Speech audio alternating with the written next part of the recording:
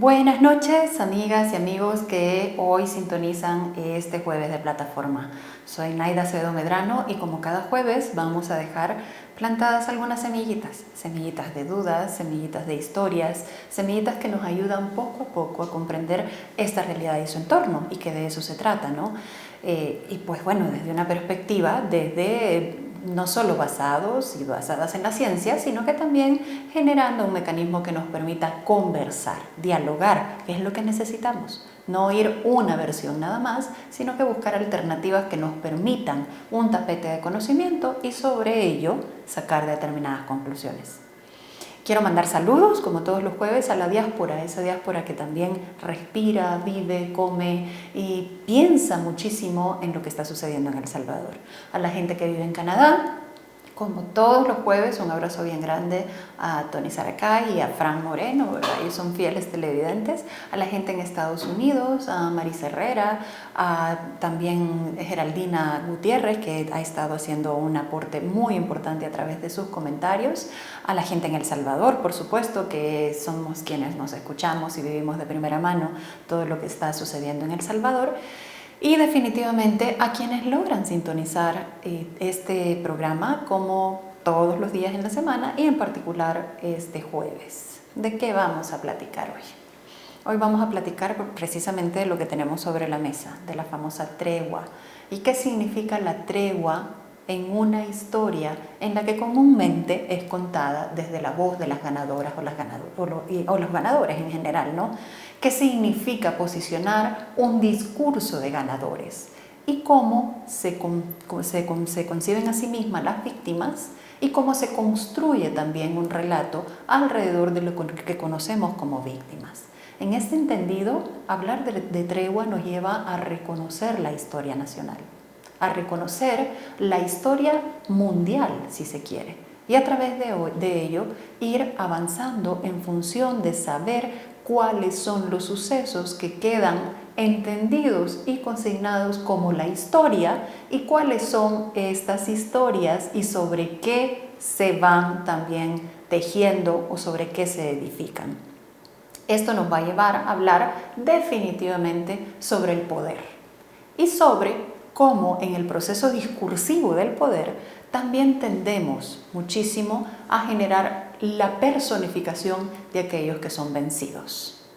Bien dijo alguien allá en la antigua Roma, ay de los vencidos. Y es que los vencidos definitivamente pocas veces son escuchados en la historia. Y el que se posiciona no solo en poder, sino que también en un ejercicio de fuerza y en un ejercicio discursivo, termina generando las condiciones para que el vencido o los vencidos sean vistos o sean asumidos en torno a una figura que realmente no tiene absolutamente ya nadie que apostar. Qué interesante fuera escribir la historia, reescribir la historia, o generar un contexto de diálogo, un debate que nos permitiera reconocernos desde todas esas voces. Qué interesante sería escuchar la historia desde los vencidos. Sería tremendamente revelador lo que alrededor de esas historias podríamos encontrar. Tenemos dos ejemplos para esta noche. Vamos a hablar precisamente de Afganistán y hay de los vencidos, y vencidos entiéndase a lo largo de un hilo de historia. Pero también vamos a hablar de la famosa tregua, que es lo que tenemos a nivel nacional, en función de ponerlo no solo como ejemplo, sino para comprender las dimensiones sobre las cuales estamos opinando y sobre las cuales nuestras emociones se montan muchísimo. Empecemos con el tema de la tregua y vamos a colocarnos en una casa de Popotlán, Apopa, un lugar en el que el papá de la familia tuvo que irse a Estados Unidos de mojado, o sea, tuvo que pagar a un coyote para que pudiera llegar a Estados Unidos, y dejó a 3 hijos y a su pareja en la localidad. El señor no tenía trabajo, el señor no tenía medios suficientes para poder desarrollarse y para poder generar un mecanismo digno en torno a lo que implica no solo vivienda digna, sino que vida digna, y en ese entendido entonces se aventuró, dejó a su esposa, dejó a sus hijos, La esposa tuvo que no solo superar el proceso de separación, así comprendido, con la incertidumbre de si su esposo iba a regresar o no, si iba a llegar en primera instancia, y una señora que también se vio obligada en un entorno profundamente violento a sobrevivir, a adaptarse y a generar mecanismos que le permitieran darle alimentos a sus 3 hijos.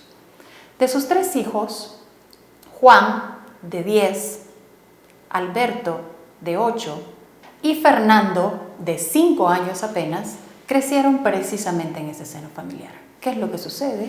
Que Juan, de 10 años, pasó de ser el hermano mayor a generar un proceso de cuidado directo de 2 niños que estaban muy cerca en su edad, precisamente, ¿no? Son sus hermanos menores, y a una mamá ausente, causa precisamente de todo el proceso de exclusión que socialmente somos. ¿Dónde encontró eco Juan? Juan lo encontró alrededor de otros muchachos que vivían situaciones similares y que, habiendo sido violentados desde cualquier perspectiva, empezaron a adoptar un discurso en el que su poder cada vez más era así reconocido y en el que su voz era cada vez más escuchada, incluidos a los políticos, incluidos a quienes iban precisamente para puestos de alcaldías, como lo hemos visto en más de un caso, y para aquellos que también de alguna forma tienen una relación directa con la política a nivel nacional y también indirecta a nivel nacional e internacional. En este sentido, escuchar la historia de los vencidos es fundamental, porque al fin y al cabo, tanto hiere el cuchillo que seguramente Juan clavó en más de una ocasión a familias enteras, generando lutos profundos, como tanto dolor provoca en la familia los mecanismos de exclusión y los mecanismos en donde estas personas se convierten en los enemigos internos, en los enemigos directos a los que todos debemos odiar por el mero hecho de cometer este tipo de delitos, que son lo que hacen precisamente a diario a efecto de adoptar el discurso de los vencedores. ¿Qué es lo que pasa cuando adoptamos el discurso de los vencedores? Que los vencedores normalmente utilizan como referencia este tipo de señalamientos directos, este tipo de construcciones en donde la otra persona, en donde el enemigo, sea interno o externo, se convierte en una persona profundamente indeseable, sin encontrar ni siquiera la posibilidad de escuchar cuáles son los contextos alrededor de los cuales ha crecido esta persona, cuál es el entorno, cuáles son los mecanismos de diálogo, entre otras.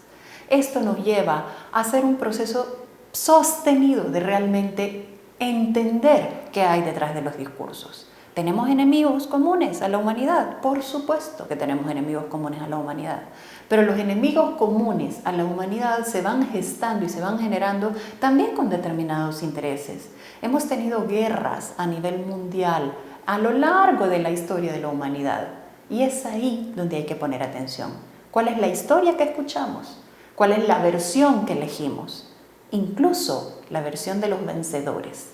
Incluso la versión de sentirme una ganadora pasa por todo un ejercicio de reconocimiento de ser víctima y que como víctima también quiero perpetuar un ejercicio de venganza o de poder, independientemente de dónde me encuentre. Eso es lo que nos pasa históricamente. En El Salvador, los enemigos internos y externos han sido necesarios como un salvavidas para cualquier programa en política. Lo fueron en su momento los indígenas, lo fueron también campesinos y campesinas que no tenían tierras en donde poder generar un espacio de sobrevivencia y de trabajo en particular.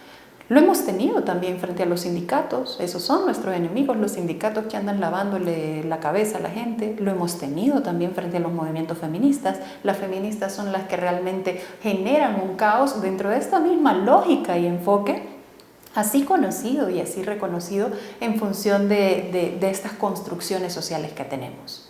En ese sentido, entonces, esto se retroalimenta. El discurso del vencedor, de alguna forma, nos retorna de manera permanente y en donde somos incapaces de reconocer cuál es la verdadera historia, escuchando también la voz del vencido. Vamos al ejemplo de Afganistán. En Afganistán, como bien decíamos anteriormente, nos hemos encontrado en un escenario en donde definitivamente ha sido una cultura que permanentemente o de manera continua ha tenido la injerencia de unos y otros. Es una tierra árida, es una tierra que está ubicada privilegiadamente, como lo hemos dicho, pero los mismos procesos de saqueo, los mismos ejercicios imperiales a su alrededor, la misma Mongolia existencia en su momento, el mismo ejercicio de tener muy cerca a la Unión Soviética en su momento y las guerras que igual se libraban en todo este entorno donde está Uzbekistán, Afganistán y todos estos países terminados en tan, nos generan también toda una cultura de víctimas que va heredando odio, va heredando esta construcción de ese pequeño proceso en el que nos vamos convirtiendo en un ser humano que no tiene capacidad ni posibilidad de dialogar con absolutamente nadie y que lo único que quiere es un ejercicio de poder similar a toda la exclusión que ha vivido esta persona y todas las generaciones anteriores. Eso es lo que tenemos que entender poco a poco. Una filósofa muy reconocida definitivamente en el ámbito de su aporte, en particular Simone Weil, nos decía precisamente que la memoria de los vencidos es fundamental. La memoria de los vencidos es importante en la misma lógica en que los vencidos y las vencidas se sobreentienden en un proceso y en un mecanismo de empoderamiento que normalmente también deviene en esas mismas prácticas de los vencedores. ¿Cuál es entonces el discurso que elijo para vivir y para construir una sociedad diferente?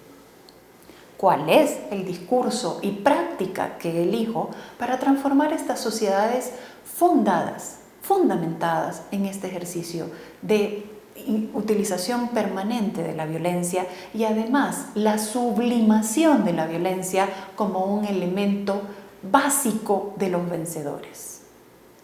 ¿En qué sociedad estamos cuando definitivamente nos montamos en un ejercicio de poder en el que aplaudimos la barbarie de un lado y señalamos la barbarie de otro lado?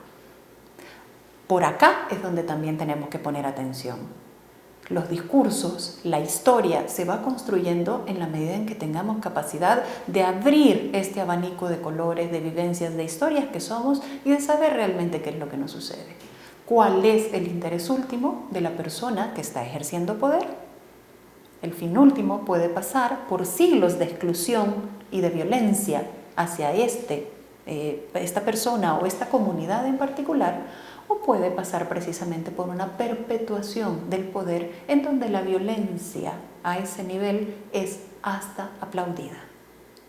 Ahí es donde hay que poner también no solo la atención específica, sino que también las construcciones de hacia el mundo que debemos de construir. Y estamos precisamente en un parteaguas fundamental.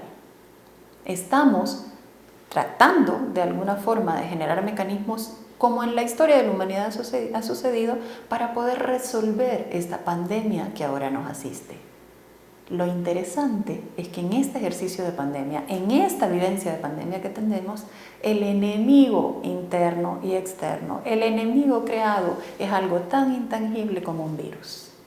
Y es ahí donde muchos de los gobiernos a nivel nacional, muchos de los gobiernos, digamos, incluso en un ejercicio de perpetuación del poder, y a nivel internacional se han visto en la imposibilidad de responder de manera inmediata, efectiva, de acuerdo con los estándares humanos que esta pandemia amerita. Estándares humanos tales como la solidaridad, tales como la comprensión, tales como la certeza posible o en la medida de lo posible, porque también un evento de esta naturaleza nos lleva a generar procesos de investigación profundos para tener entonces las posibles certezas y el posible espacio de tranquilidad que requiere la población en general, más que lo que hemos visto de manera totalmente contraria. Estos discursos que exacerban a las sociedades, estos discursos y estas culturas, digamos, esta conducta cultural en la que el discurso de la persona vencedora, del grupo vencedor, es no solo aplaudido, sino que también anhelado, nos coloca en sociedades en donde los círculos de violencia no terminan jamás, en donde la aspiracional es esa voz que cuenta precisamente desde esa perspectiva, en donde la violencia y en donde el permanente señalamiento hacia estas personas se mantiene a diario y se mantiene además como un ejemplo negativo de sociedad. ¿Esta sociedad puede evolucionar desde esa construcción y desde esa perspectiva? Creo que diferentes sucesos a nivel histórico nos pueden decir que no es el mejor de los caminos. Homero, y sobre quien también Simone Weil, que es la filósofa que habíamos citado anteriormente, dedicó un trabajo completo, escribió una obra llamada La Ilíada. Y en esta obra, palabras más, palabras menos, terminaba: no creer nada al abrigo de la suerte, no admirar nunca la fuerza, no odiar a los enemigos y no despreciar a los desdichados. Esa posibilidad de elevarnos sobre la historia y poder generar este contexto de diálogo, que es lo que necesitamos actualmente, es lo que nos puede llevar a la construcción de sociedades diferentes, a la elaboración de políticas públicas distintas, a la elaboración de mecanismos que nos permitan no solo elevar la dignidad, sino que también la cultura de la población en general. Esa capacidad de debate desde una perspectiva diferente, de diferentes voces, en donde el disentir no es un problema, sino que el problema radica precisamente en cómo me siento o cómo ejerzo el derecho a disentir. Y por su parte, cómo el poder atiende este proceso en el que las exclusiones se van sumando una a una y que convierten a los vencidos en semillas de la creación precisamente de futuros monstruos que utilizarán el poder de igual o peor forma que lo que en la historia de los vencidos hemos visto, hemos escuchado o en la que hemos asistido. Por ahí es por donde también debemos de comprender que la historia será posible transformarla en la medida en que sepamos que estos son los elementos que la conforman. No solo una voz, no solo la historia de los vencidos, no solo la voz del enemigo único, interno, común, sea el que sea, sino que esa posibilidad de mirarnos como seres humanos y dialogar. Soy Naida Acevedo Medrano en un tema polémico como el tema precisamente que nos convoca ahora de la historia de las treguas con las pandillas, con la historia de Afganistán y lo que estamos viendo como el Talibán, cómo se generan estos grupos, cuál es el discurso de estos grupos frente a un ejercicio en el que han sido vencidos una y otra vez y en el que la violencia se replica, se repite y además se aplaude y se avala. Nos buscamos en redes sociales, en Facebook me encuentran como Naida Acevedo Medrano, en Twitter en @Naida con Y_AM y en Instagram también de esa forma. Un abrazo grande, buen provecho, nos vemos el próximo jueves.